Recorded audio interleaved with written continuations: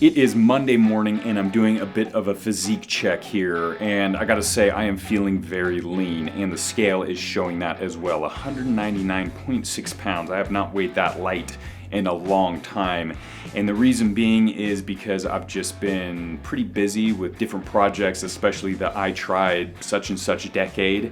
That takes up a lot of time, and what happens is I start slacking on my eating, a little bit my workouts, and that definitely shows. So the goal with this series for me is to try to put weight back on, try to gain some muscle. I'm gonna try to get back to around the 220 range, which is usually what I feel pretty comfortable at. Now, there's a couple ways I'm gonna do that. One, I'm gonna use our Buff app because we just released not only the app not too long ago, but also a new program called the Super Shred Program. And some people might ask, well, a shred program, isn't that for leaning out? And yes, it is designed more for leaning out. It's high rep ranges in certain stages, but also introducing supersets and high volume. But it really all comes down to how much you eat or how little you eat, depending on what you wanna do. So for me, I'm gonna be trying to eat more food. So I'm gonna be eating in the surplus. Even though I'm on a Super Shred program, I'm going to be trying to gain some muscle during this program. So that is one big factor. And one I've been lacking on is the nutrition. So this is a great starting point. You know, obviously you wanna take progress pictures, you wanna weigh yourself to see the changes throughout the months. And for me, I'm going to try to get my weight to go up while maintaining my leanness at least as much as I can. So I entered my body weight in the app starting at 199.6. That means I got to gain around 20 pounds. Is that possible within a 3-month span while staying lean? I'm not 100% sure. I've definitely done it something similar in the past, but I don't know if I still have it in me. But I'm gonna be staying super strict on the workouts and the nutrition, and this whole series is gonna be logging that to see what it takes and if it's truly possible. So now that I got this first step done, it's time to have some breakfast and plan out my nutrition. We are enjoying some oatmeal for breakfast, and it's just 1 cup of oatmeal, a scoop of protein, some milk, and for me, a cup of berries. For Michaela, about 1/3 of a cup. So something very simple this morning, but we're gonna take this time as we have breakfast to plan out our eating plan.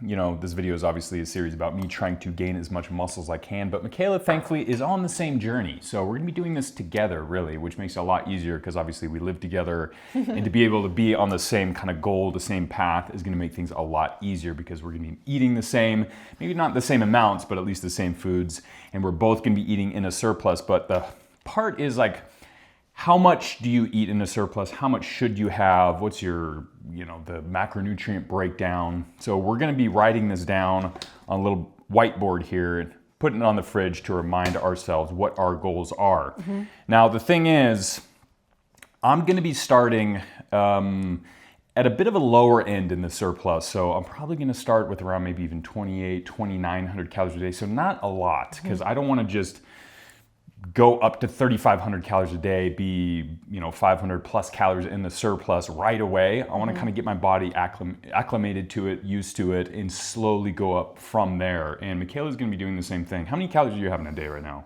So right now I'm having about 2,200 to 2,400 calories, depending on my activity level. And you brought up a good point. A lot of the times how many calories you have is kind of dictated by your activity levels. Obviously, if you have a big workout day, leg day, you're also maybe doing some cardio, more movement involved, you're gonna have a little bit more calories. So that's a good thing to remember.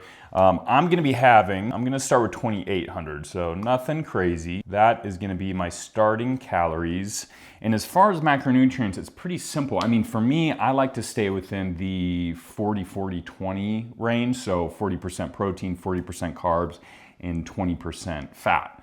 So here is the chart, a little bit of a rough breakdown of our calories, our macros, and even the calories that go into our macros, just to have a little bit of a reminder.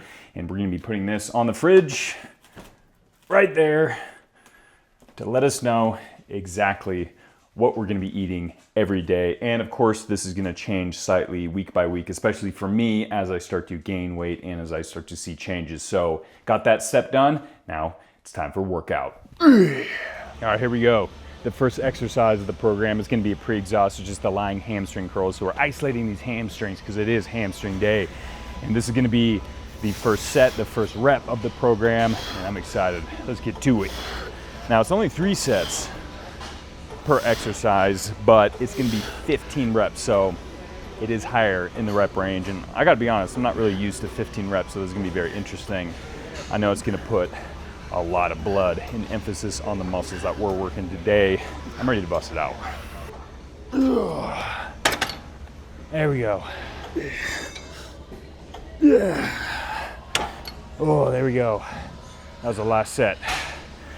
These hamstrings are definitely starting to feel pumped. All right, next up, it's gonna be the big movement, which is gonna be deadlift. So we pre-exhausted the hamstrings. They're definitely feeling it, they're warmed up. Now we're gonna do the compound, the deadlift, which is a major posterior chain, hitting those hamstring, glutes, lower back, forearms, I mean, you name it. It's an awesome exercise. So we're gonna be busting this out. But again, it's 15 reps. That is high for deadlifts. So we're gonna back off the weight a little bit more. I gotta grab a specific plate because some of them aren't that round.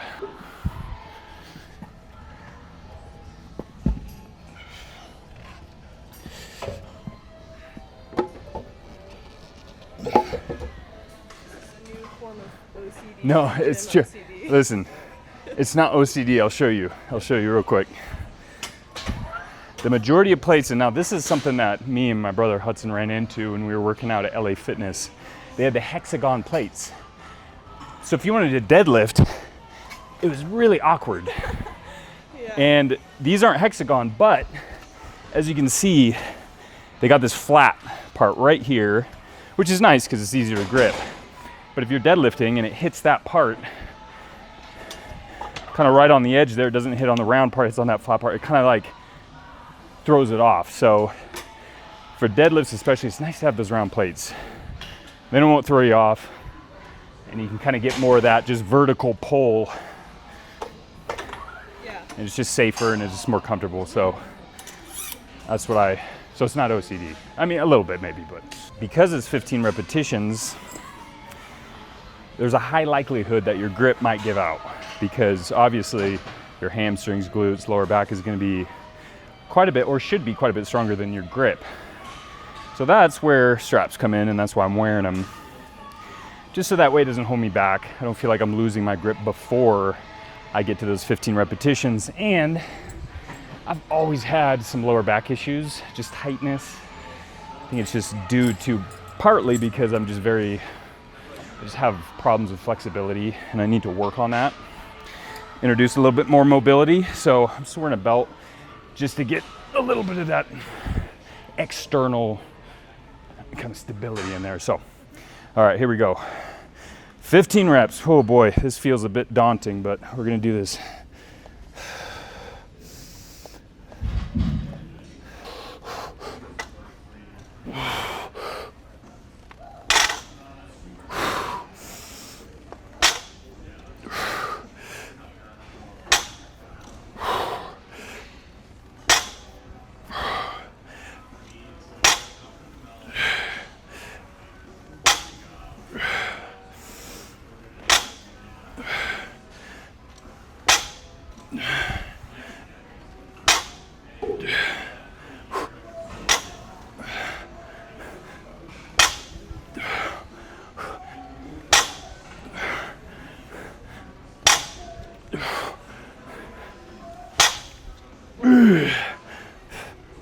Oh yeah, those 15 reps, that's a killer. I feel like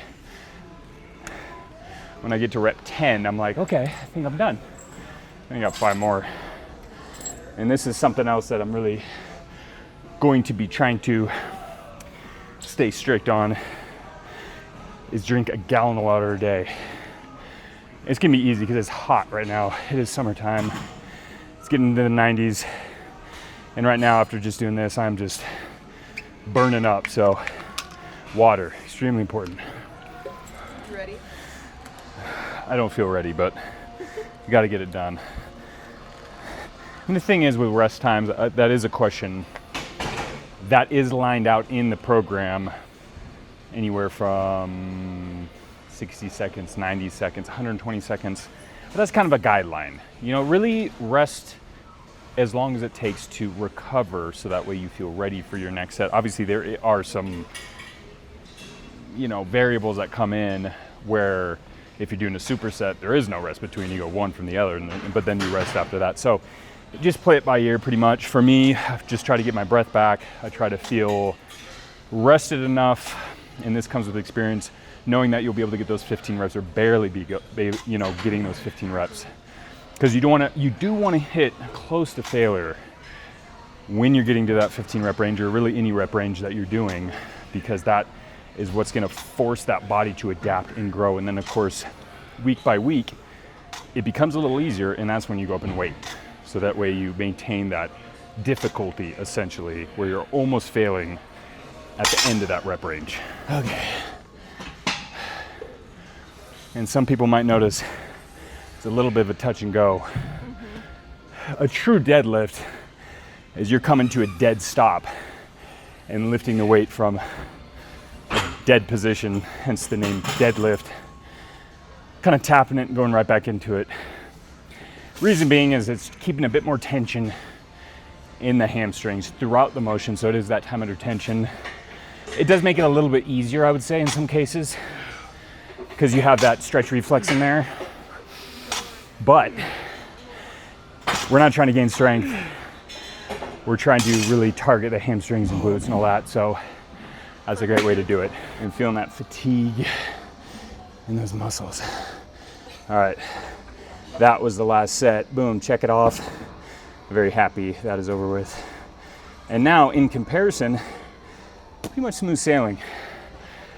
But we do have a superset, so that does make it a little bit more difficult. It's going to be the good mornings supersetted with the single arm B stance Romanian deadlift. So basically a single leg Romanian deadlift. So hamstrings. It's all about the hamstrings. Yeah. You don't see good mornings a lot. Kind of more of a, I don't know, forgotten exercise in some ways. But I really like it. It can feel a little awkward at first, but if you kind of think about it like you're doing an RDL, essentially the same exact movement. But instead of holding the bar in front of you, all of a sudden it's like a rear loaded posterior, like it's located on the posterior. So it's gonna feel a little awkward because the weight is now distributed higher and behind you, but it is still hitting those exact same muscles. Hamstrings, glutes, lower back. You just, for me, I don't go as heavy with it. I go a lot lighter because the weight is located higher and on your back there behind you, you're gonna feel that back is really gonna have to stabilize. So you do have to be careful with that. You wanna keep your back neutral, even a slight arch. That way you'll feel a little bit more stretch in the hamstrings, activation in the hamstrings and glutes. And that's why I'm going a little lighter with it. Not only for the 15 reps, but just because this exercise, like I was talking about before, my lower back can get pretty tight at times, so I just have to be a little cautious of that. But the combination of these two movements, bilateral good mornings right onto the unilateral Romanian deadlifts, it is a hamstring killer. Checking off the last set of those two exercises. We just got two more exercises left, but it'll be a hell of a lot easier on these ones. It's gonna be the donkey calf raises, and then moving on to the final one, which is the dolphin kick. So we're in the home stretch now, but we gotta hit those calves. I'm not gonna show a lot of this. Obviously it's very boring. Let me show the exciting stuff, just the highlight reel, you know? Just the interesting stuff. But this is the last exercise. It is dolphin kicks, hitting that lower back, a little bit in the glutes. I like this one especially because it focuses on building a bit more strength in that lower back, which I definitely need. It's a good way to end it. It's not too hard, but definitely works. So just got back from the gym and it's time to start prepping some food, but that's gonna be for the next video. So I will see you in the next one, and until then, stay buff.